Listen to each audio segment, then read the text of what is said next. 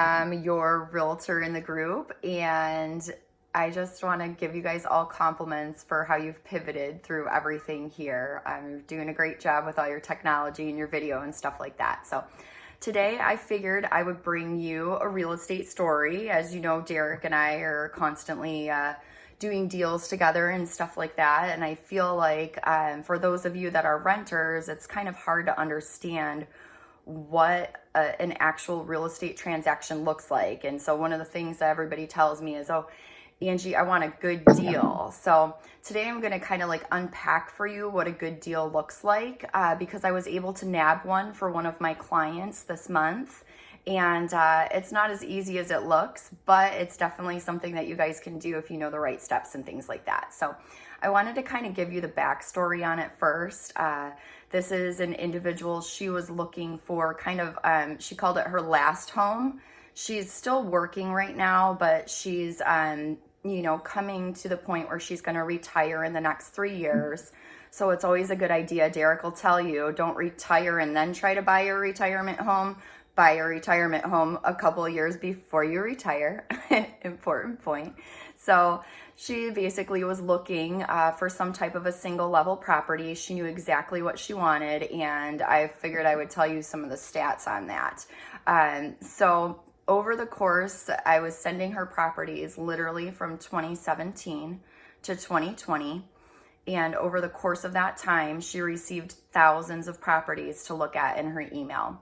I sent her over 500 emails with various properties to check out. And we ended up writing an offer. We found a REO, which means real estate owned, or bank owned listings. Those are usually less than 3% of our market right now because there's not a lot of bank owns. But we found her an REO, and it was amazing deal. So we wrote an offer on that one on 3/7. And this is one of the more important parts that I wanted to tell you guys about. So basically, like, you don't just write an offer on a property and get it. This is something that so many people get heartbroken because they wait and they wait and they wait to write an offer, and then they don't get the property that they fall in love with. So I want to let you know, this person, she actually submitted 4 offers total. She submitted 3 in 2019 on various properties that didn't work out.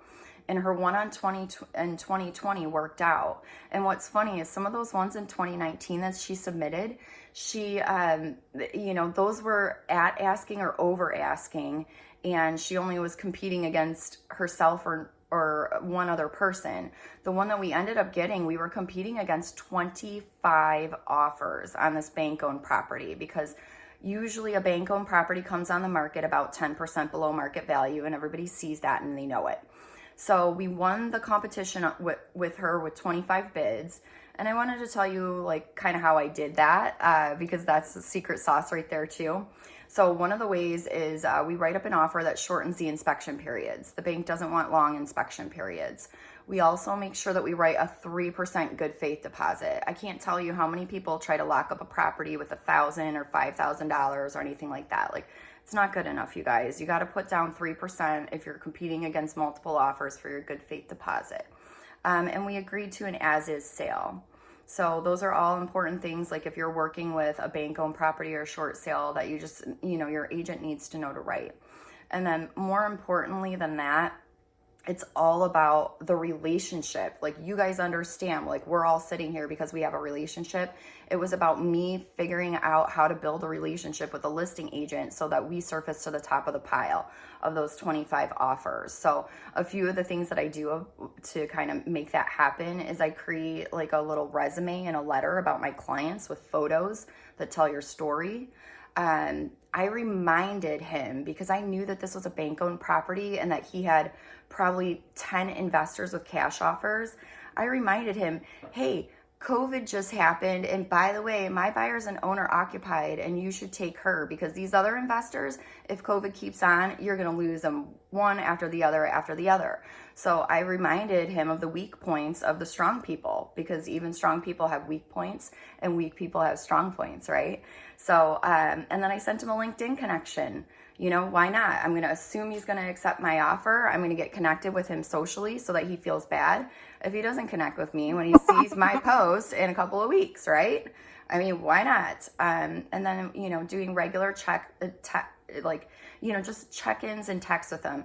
Hey, have you heard anything from the bank this week? Or, just very not annoying, just the right amount of this dance. So between all that, we were able to basically get her a property for $620,000 that would easily sell for $700,000 right now. And by the time everything was done, the contractor bids came back at about $15,000.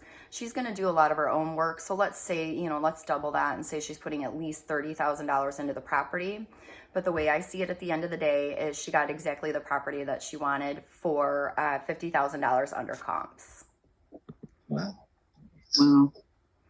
That's crazy. So that's kind of the story of getting a good deal. It doesn't always happen right away, and you got to do a lot of work behind it. But this is the type of stuff that I do for my clients all the time. An inexperienced agent would have you as one of the 24 offers that didn't win the bid.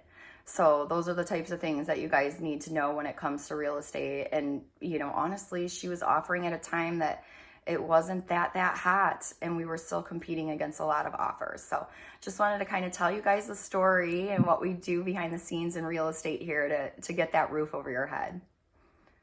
Do you guys have any questions for me? It's like hard for time. I don't know what my time is. We have time for one question. Okay, sure. No, this is Deanna. Hi, So Deanna. I will back you up on that 100% because I sold my condo a little over 4 years ago to somebody and the realtor did not know what they were doing, and they took an offer from a cash offer and didn't do it right, didn't take any backup offers, and I lost a lot of money that way. Yeah. So it's just so important that you have somebody who knows what they're doing rather than grabbing whatever it is. Right. And All honestly, right. I had another one that's closing today, you guys, and the seller took a buyer that I didn't recommend for an extra $1,000. And I'm not even kidding you. 3 days after escrow was supposed to close, meaning we've all been working this deal for approximately 40 days now, that buyer fell apart. And the one that closing today is the one that I recommended that was paying $1,000 less. It's sometimes you just aren't going to squeeze that extra $1,000 without a lot of headaches and spinning wheels of your professionals. So take their advice, and hire the ones that you trust, not the ones that sell you. Just be Amen real. to that. Good job, Angie. Thank you. All right. Moving on to